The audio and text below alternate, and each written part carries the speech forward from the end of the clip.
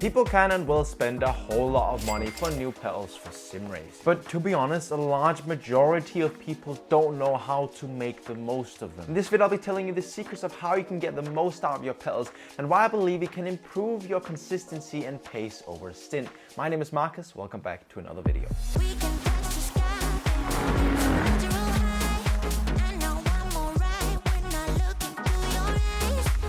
Buying better pedals is expensive, but it's totally worth it if you know how to utilize the full potential of them. Not using your expensive pedals to their full potential is like buying a Ferrari so you can go to the grocery store every single day at 50 kilometers an hour. That's not what a Ferrari is made for. But how do you actually use them to its full potential? Most pedals have adjustable software and adjustable hardware, so finding the right balance between pedal travel and spring stiffness and bump stop and brake curve and everything in between can be really difficult.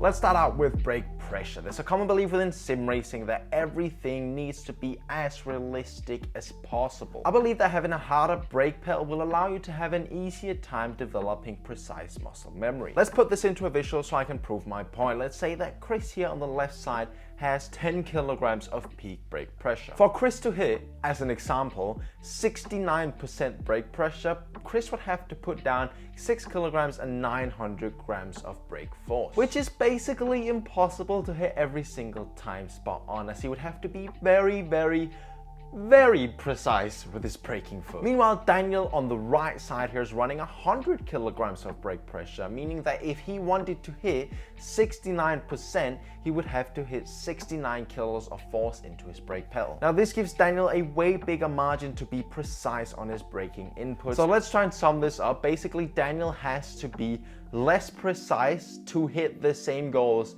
as Chris. Does this make any sense, or does it just sound like I'm waffling? Please comment down below. Thank you. Now, this doesn't mean that you should run 100 kilograms of brake force on your pedal. That was just for the example. But in general, running higher brake pressure for your pedal should give you this little advantage of being able to just be that tad bit more precise and developing more precise muscle memory. A good rule of thumb is increase your brake pressure until your legs start hurting after 30 minutes of driving, and then take about 10% off that.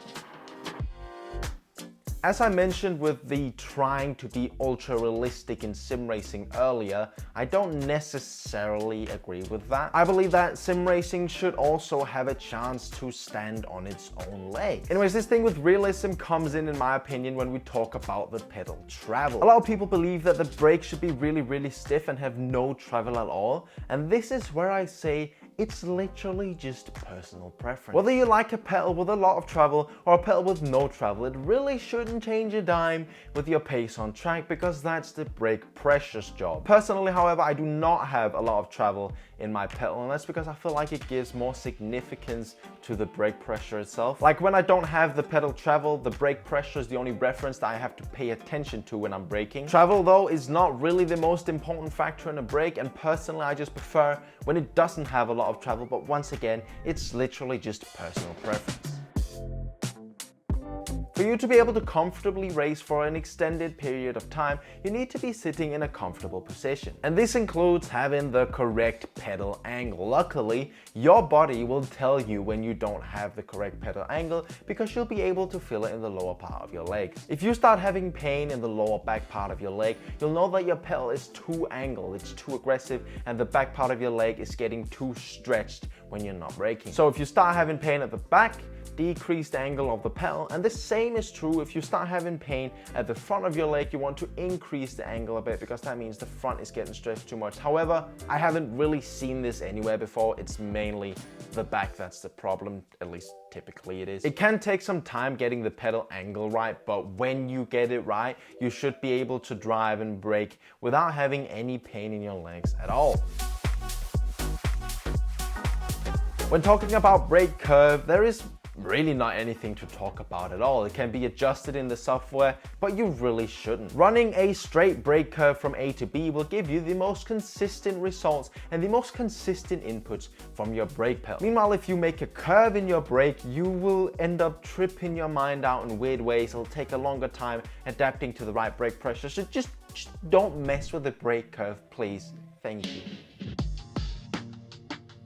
Next up, let's talk about dead zones. Dead zones are a wonderful thing. They're basically what makes the pedal work like it should. That's because good pedals nowadays are basically so precise that they can detect when a speck of dust lands on them. And this is where the dead zone comes in really handy. Basically what it does is that it adds a dead zone at the initial part of the braking or the latter part of the braking. The same, you can do it for the throttle as well, but it basically adds a dead zone. Now the lower end of the pedal, you want the dead zone to be high enough that it won't trigger when a fly lands on it, but you also don't want it to be too high because that means you'll be pushing down the brake initially without anything happening. This will mess with your mind as well. You also want this to be high enough on the braking so that you can rest your foot on the brake pedal while you're going down straights. At least this is how I prefer it. But once again, don't run too high here because it will completely mess with your muscle memory and your understanding of how the car works if you run too high of a dead zone on the bottom end. I run around 3% dead zone on the low end of the brake pedal and 0% at the top of the brake pedal. But as I said, the dead zone is not only useful for the brake pedal, I also used it for the throttle pedal,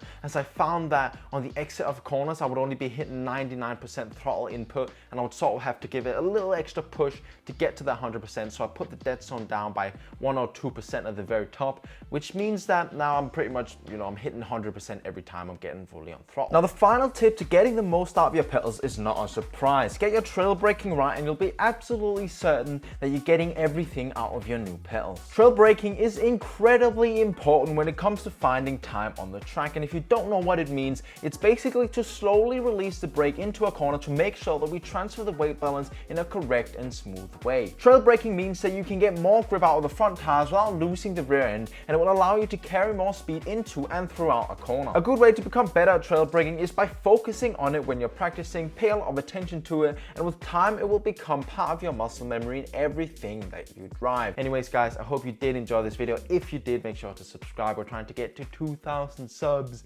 by the end of the year. I've been Marcus and I'll see you in the next one. Bye.